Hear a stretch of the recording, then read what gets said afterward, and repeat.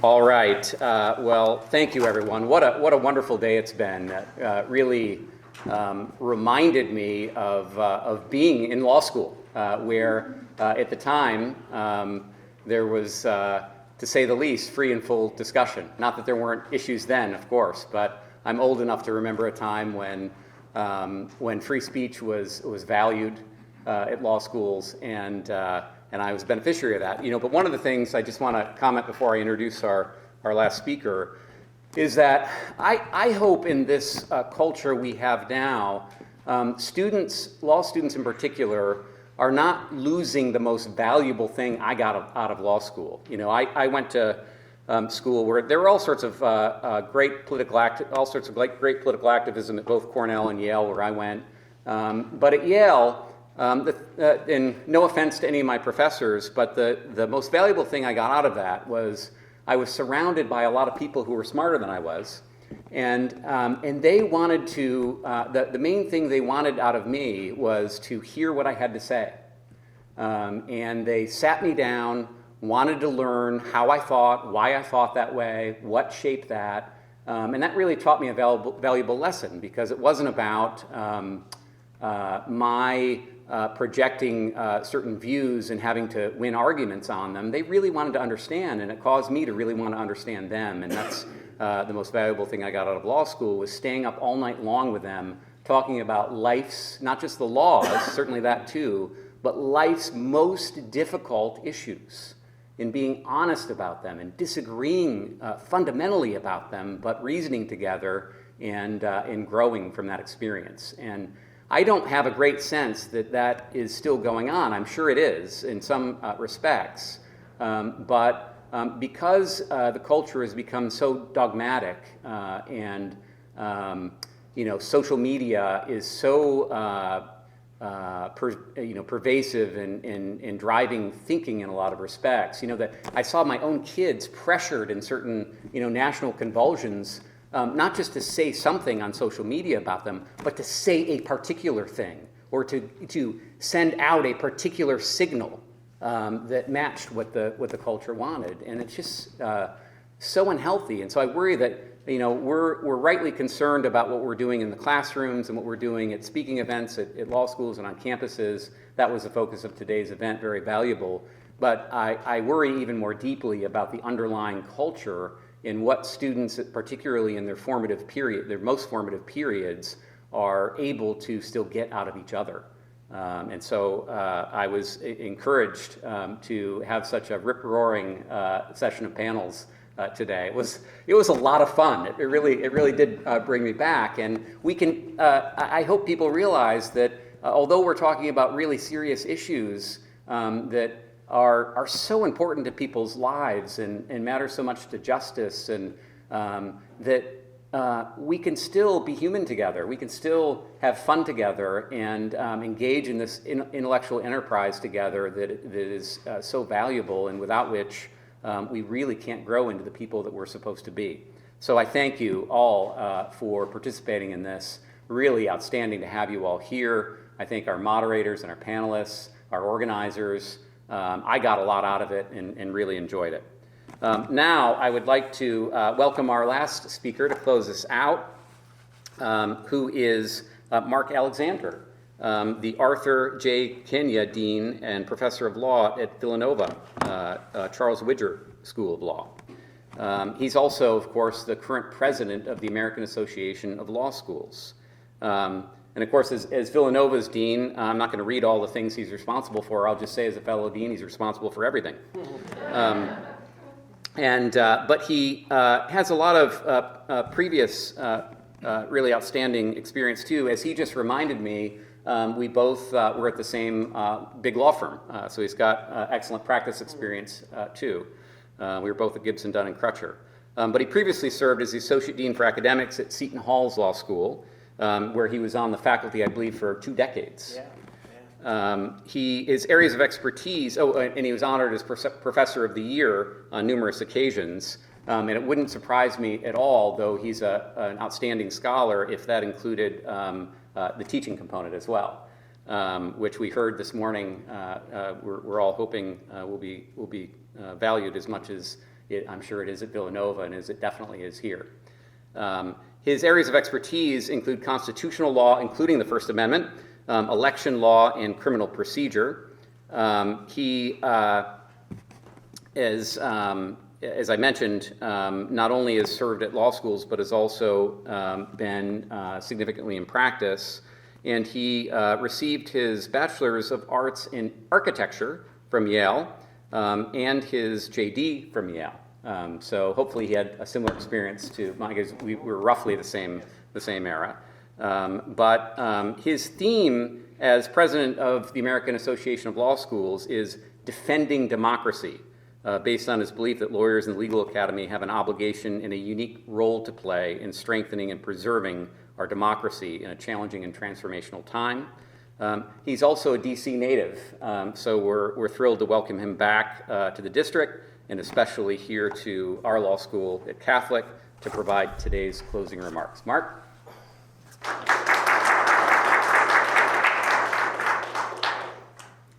Thank you, Stephen. It is a pleasure to be here.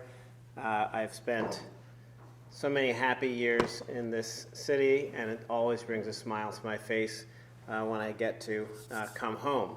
And to be able to come home and to be at this outstanding law school is an honor for me, and a pleasure, and particularly to be able to talk about this topic that is so important to me. And in fact, when actually I first was invited, I read the description and I thought this was written for me. It was just so much up my alley. So, you know, I feel like it's for me, by me, about me, and I'm glad I can share for several reasons. In addition to the fact that there's a faculty meeting at my school right now, so I have to be here. But in all sincerity, I'm so happy because this idea, this conversation we're having today, which talks about free speech and civility, promoting civic dialogue, prioritizing civility, is who I am and what I believe. I believe that operating with respect for all sides is part of being a good lawyer and a good educator. I believe that open and honest dialogue is possible, whether or not we share the same ideals. Second reason why this feels so perfect to me is that I am the dean of a law school. And like this room, we all chose to forge a career in legal academia. And as legal educators, we are responsible for training the next generation of lawyers. The lawyers we train today will take on the extraordinary challenges in the years ahead, and they must be prepared. And part of that preparation, to me, is that they are ready. And certainly at Villanova Law and here at Catholic and all around, I hope that every student graduates with civility and ethical leadership at the core of what they do as guiding principles for their life's work. The third thing, as the dean mentioned, I am the president of the Association of American Law Schools, and I've spent a good amount of time thinking about our country's 200 or so law schools and how we can work together to strengthen our profession and our democracy. And civility, to me, is at the heart of that work. And I can't think of a time when the legal profession has had a higher profile and greater exposure, or when lawyers were more in the news than these last years. You know, it's interesting because less than 0.5% of the nation's population are lawyers. But we are everywhere in places of prominence, power, policymakers. We have shaped and will continue to shape our democracy. We, as educators of lawyers, we are, in a sense, shaping those who will be shaping the future. That places upon our shoulders a distinct responsibility to our students. And to all the students who are listening, I hope you understand this is a big responsibility for you. We have a responsibility, a shared responsibility, to ensure that our democracy endures. And that can't be done without ethics, without civility. So I'm honored to have this time together today to engage in a thoughtful discussion, and the conversations before have been so thoughtful and thought-provoking and inspiring. So I'm just glad I can speak a little bit more about the importance and relevance of law schools through this lens of free speech and civility. And on that note, I think we have to understand that it's every day there's something, but right now in particular, we are witnessing a time of such great turmoil and unrest on so many college campuses, university campuses across the country, related to the events in Israel, related to Gaza, related to Hamas, the West Bank. And what is happening on campuses reinforces how important it is that we are gathered here today. When universities, including students, faculty, administrators, staff, board members, when all are engaged in debate, often vitriolic debate, we are reminded that we need to find a way to do better. And today's event, the reminder that free speech and civility go hand in hand, is part of that. And so this is part of the university's First Amendment initiatives, which I salute. Catholic University has free speech initiatives, and this is part of it. And those initiatives seek to provide a collegial forum that fosters debate, dialogue, and the study of the First Amendment from all sides. I love that, a collegial forum. As such, we have spent the day hearing various perspectives, and I want to share a few of my perspectives on the First Amendment and how the First Amendment applies to ethics and civility, and how it applies to us and our students being principled leaders.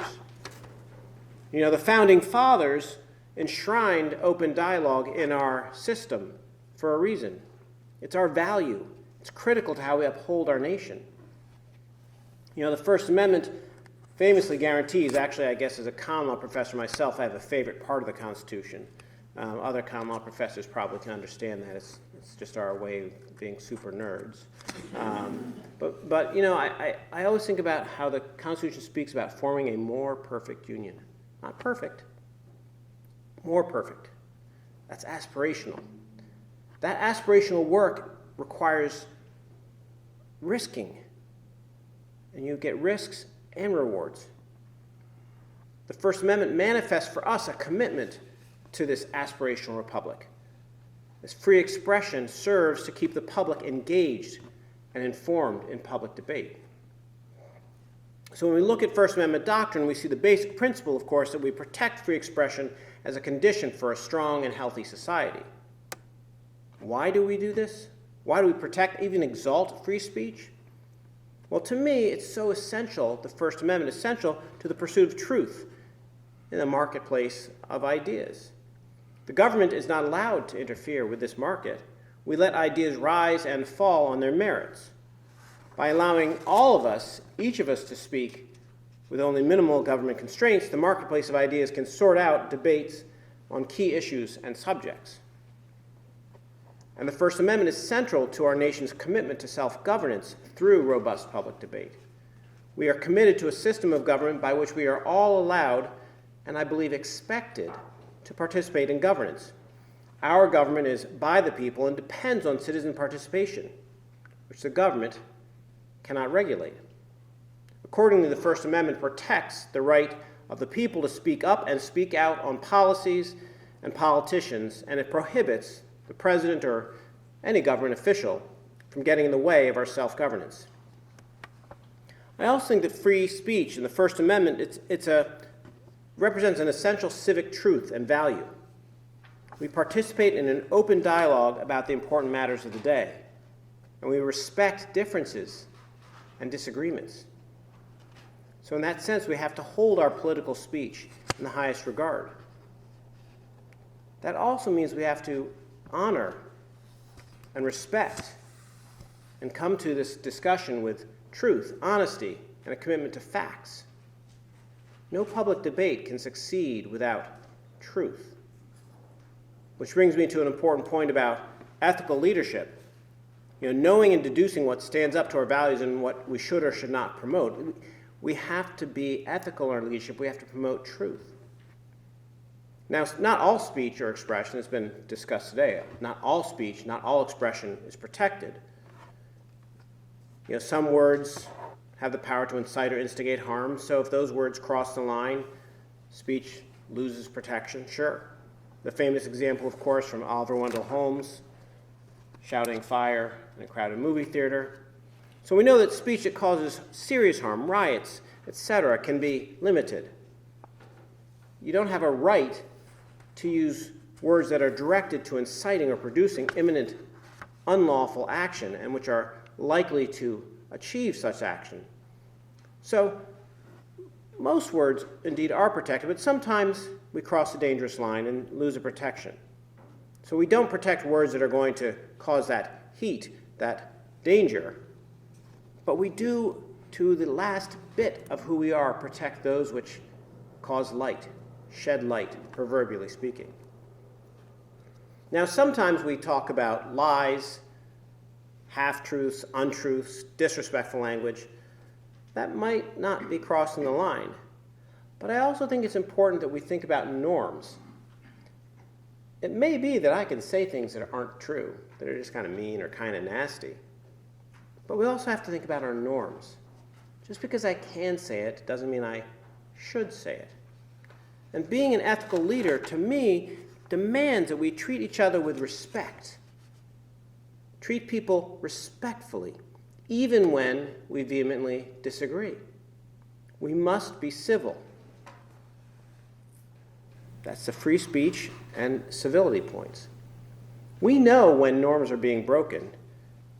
We should expect our leaders to engage in the highest standards of ethical, respectful behavior and to conduct themselves with honesty and decency in the public arena. That doesn't always happen. But it's something we need to push, and something I strive to keep in mind as a legal educator. So I think about that with those ideas in mind. I think, what is our role as legal academia, as the academy, in protecting and advancing ideals? How do we turn the spotlight on the meaning of the promise we make, of our shared values, of our commitment to the First Amendment, our commitment to the Constitution, our commitment to the rule of law? How do we train our students to serve the profession as principled leaders who prioritize civility and respect? I think this work is built on three pillars of every law school: curriculum, scholarship, and culture. It's essential. Curriculum, scholarship, culture. Let's consider the curriculum. The question we have to ask ourselves is, are the curricula of all of our schools serving our democracy as well as they can be? Can we better embrace our role somehow in educating and preparing lawyers? How do we ensure both the spirit and the objectives of the rule of law and the norms that uphold it are a substantive dimension of the education we deliver? Can we do more? These are questions I challenge everybody with. To start, we can review not only what we teach, but also how we teach. Asking ourselves, are we truly reinforcing the norms and standards of our democracy? I'm not suggesting that we should switch our curriculum in any particular way in any particular school, but I am urging that the intellectual essence of upholding the rule of law and the values it conveys belongs at the heart of legal education. Second, I said we need to consider scholarship and ask ourselves, how does scholarship achieve greater prominence in the work of defending democracy and strengthening our republic in the 21st century? In this room, throughout this school, throughout the nation's law schools, there's terrific scholarship being pursued. And all of our scholarship connects with and really reinforces our democracy, whether it's torts, civ pro, crim law, health law, you pick the subject. It all connects with our system of laws. It's all part of our democracy.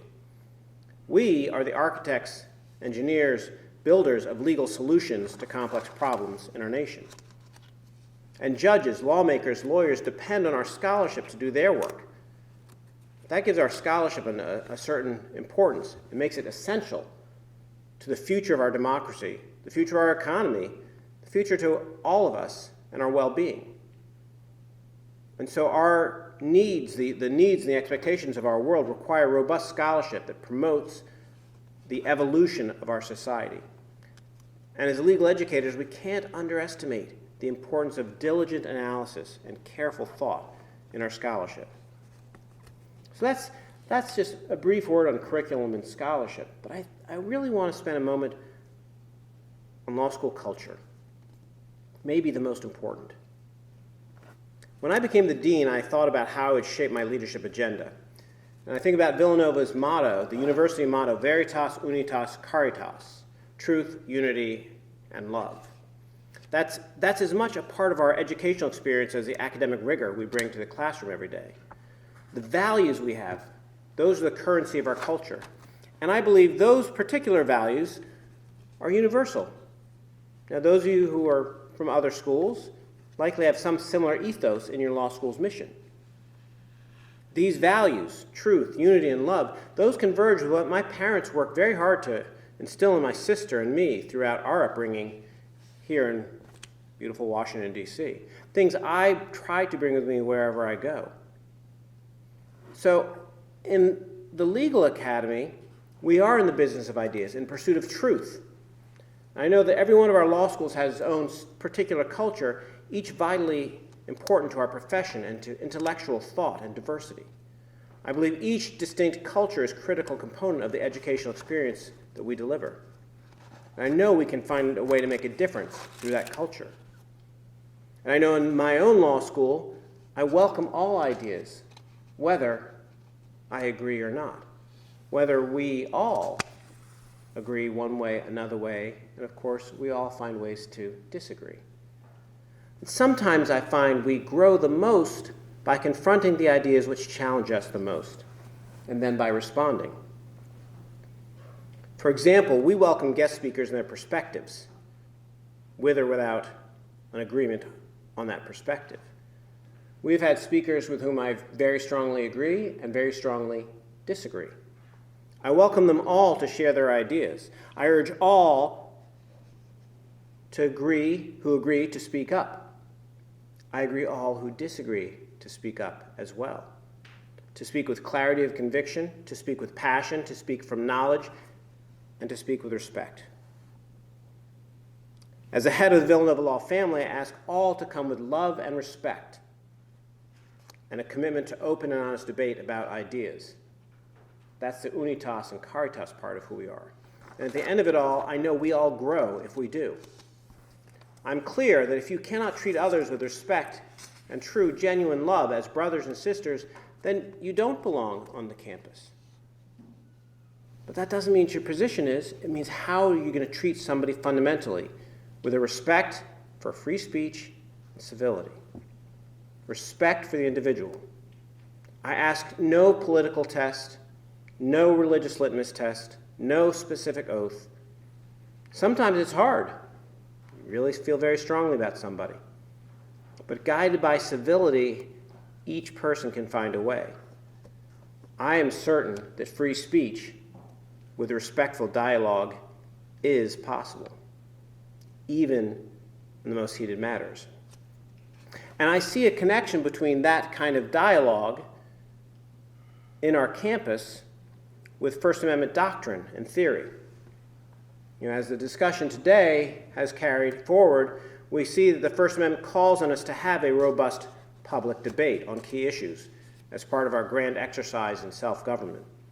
Case law says we engage in this, and we can't cross certain lines, but fundamentally we are supposed to talk. I thought that Judge Duncan said, where else do you find a place in this world that is so committed to free speech? And I think that's because we are almost required by our Constitution to engage. That is what the Constitution, that is the aspirational Constitution. We must come to this constitutional conversation with an open heart and an open mind. And if we approach difficult conversations this way, we can make progress. If we only state our opinions and refuse to listen to others, we will not succeed in our secular, national mission of self-government. But if we engage, we can move forward, even in challenging times like today. So for me, the adherence to respectful dialogue is what sets all of us as ethical leaders apart. So what happens when our values are disregarded, which we have seen? What happens to our society? What do we do? How do we make a move back to civility and ethical leadership? And we've seen that so often, and I think we need to move forward. In some ways, I see this challenge we are the challenging times we're living in is analogous to a riptide in the ocean. There's a strong current that moves us away from the safety of the shores of our democracy, running out to an endless, dangerous sea. Swimmers get caught in the riptide, and they may not even realize what's happening. Then suddenly the shore is far away. Swimming back becomes difficult, perhaps impossible, and the shore, our democracy, is out of reach. The swimmer may try hard, maybe panic, even exhaust him or herself by trying to swim against the tide. And we are in danger of such a fate. But I do believe that the relentless pursuit of truth, the relentless adherence to our values that are written into our Constitution and evolving will all allow us to move forward. So we must commit to a robust, uninhibited, collaborative debate on how we can move forward so we can continue to manage this riptide. Returning to our values can help us make it out of that current. So in that context, I would return to those three areas I suggest that we as legal educators focus on, the fundamental pillars of a law school: curriculum, scholarship, and culture. Collectively, we as law professors are teaching the courses, writing the scholarship, and molding the cultures that shape legal education. The students are engaged in this every single day. As individual professors, as deans, administrators, students, we can all work together to preserve civility, to engage in robust public debate, teach our students how to do so in their work, whatever path they choose. So I ask us all to be true to that commitment by engaging in hard conversations, which I think is the point of today. Engage in hard conversations with the goal of making ours a better country through dialogue, a better country through engagement and respectful disagreement.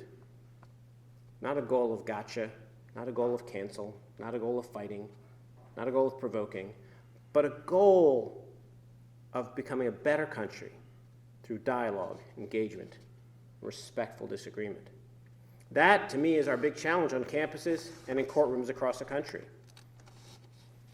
As the leader of one law school in our country, I say, let's all speak up and speak out with civility. Let us come to our neighbors, our co-counsel, our opposing counsel, classmates, teammates, and friends with open hearts and open minds. I urge us to all try to make the First Amendment be more than 45 words written on paper.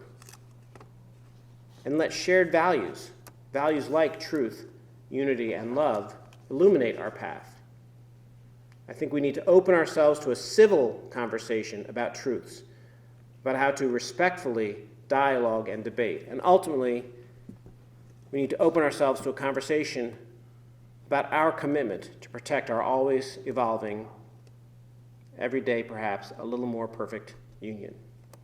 So with that, I again thank you for letting me speak to you today, to listen to the conversations, and to engage in, I think, an extraordinarily important conversation about free speech and civility in our American law schools. Thank you very much.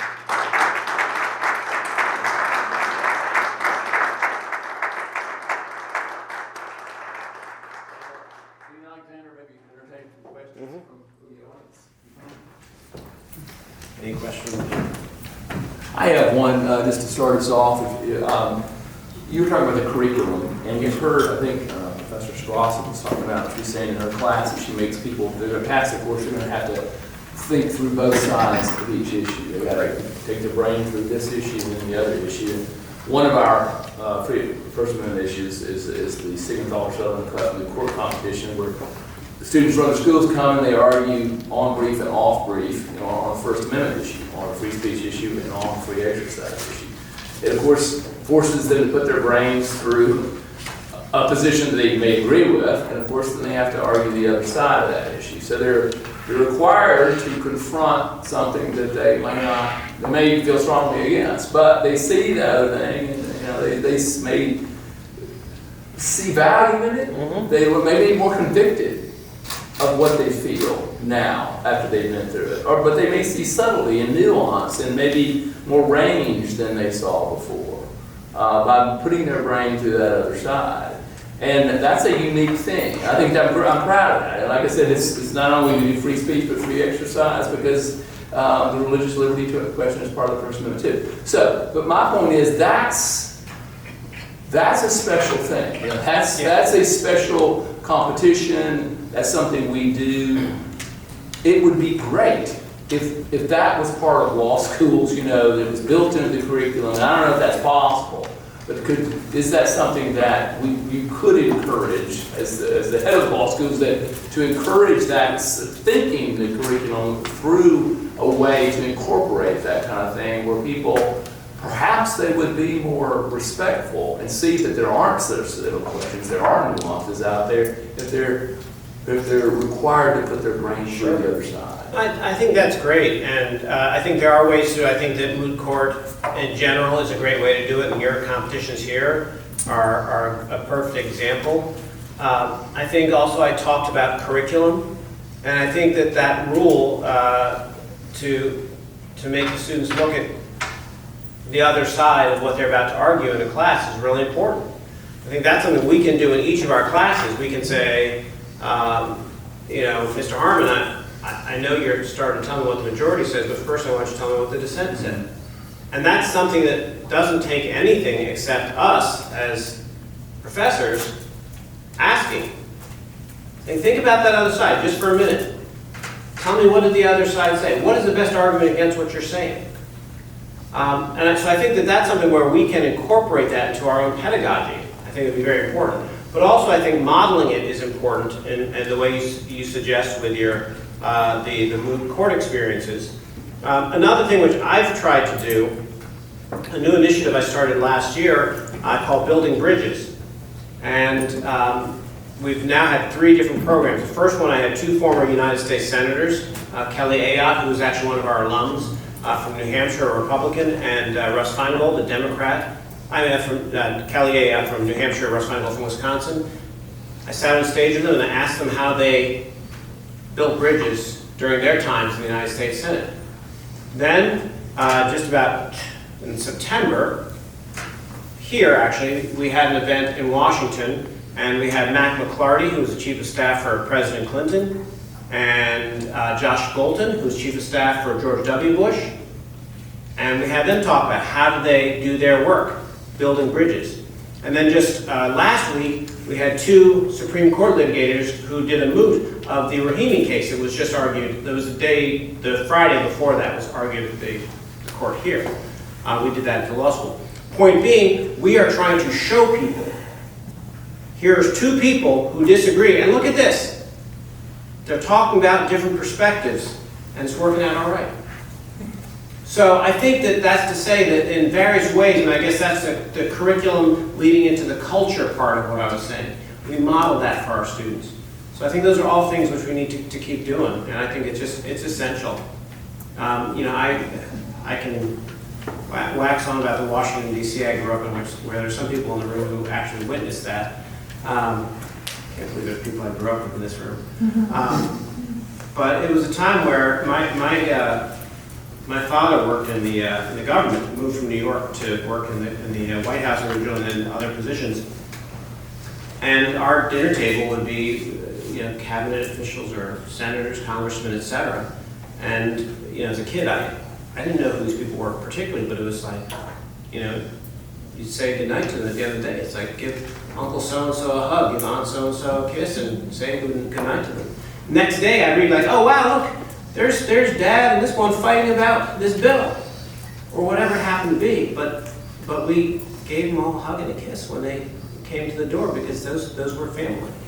So, you know, I may be old-fashioned, yearning for this time, but I think we can model it, and I think every way we can do it in law schools is a good thing to do. Yeah, got it. Yeah, my name is Dwight Ellis. I happen to be a lawyer, but I teach at Bowie State University. Mm-hmm. And I knew your father very well. I never met you. I was watching you and I said, why does he look like Cliff Alexander? I helped him run for mayor. That was glory days. Look, I used to work with the National Association of Broadcasters. Mm-hmm. I was the first VP that they had there some years ago. And I've been in Bowie teaching for about 16 years, and I teach broadcast law, and I teach media ethics. I happen to be a good friend of another person here, Nadine. And Nadine speaks at all of these PWI colleges throughout the country on the subject of free speech and civility. And she's often asked me, Dwight, why don't you have something at Bowie State University where you have 7,000 students in Prince George's County, or Howard University, or whatever? I'm telling you that from what I understand, and I've been involved in the academy with HBCUs, we don't have this subject discussed in our schools, and even the professors don't talk about it. And we have, I don't need to tell you what great challenge we have with African American men especially. And what I want to ask you, I don't want to take up much time. Congratulations on the presidency of the organization. Are you considering a program that might have your organization working with HBCUs and working especially with African American men, women as well, because civility and free speech are very important. I don't have to tell you, I think you know as well as my the other person sitting there, he knows it very well. But I want to know, are you considering some sort of a program that comes to us? So, I mean, I think that's a great idea. We don't have a program in place for that. I'd say two things. First of all, go do it. That's, to me, part of what I've realized being president of the AALS, and I've got 7 weeks left of my presidency or something like that, is that one of the best things I can do is spread this message. You know, my theme, as the dean was referring earlier, is defending democracy. And I just try to encourage people to do this. I try to encourage free speech and civility. Like I said at the top of my remarks, this is exactly what I care about when I try and encourage others to do. And so I think that I'm always happy to talk to folks. And I also just want to encourage others to go spread the word. But also, I will take this back and see if we can do something to try to encourage HBCUs. Good. For sure. And I'm going to stay in touch with you. I love It's a it. pleasure meeting you. Thank you. Okay. Yes, Mark. My question may draw off the prior gentleman.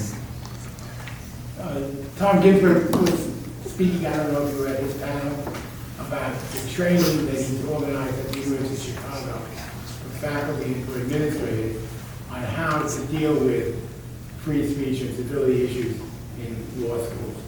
And I wonder if it would be useful for the ALS to have a workshop on either for administrators or for faculty on some of the techniques that could be used and some of the problems that are faced in, you can just read the newspapers, about ensuring free speech in law schools. Because if the ALS were to do such a thing, it would, and make it part of their, quote, curriculum, by having a workshop or having a program, it would make a big difference.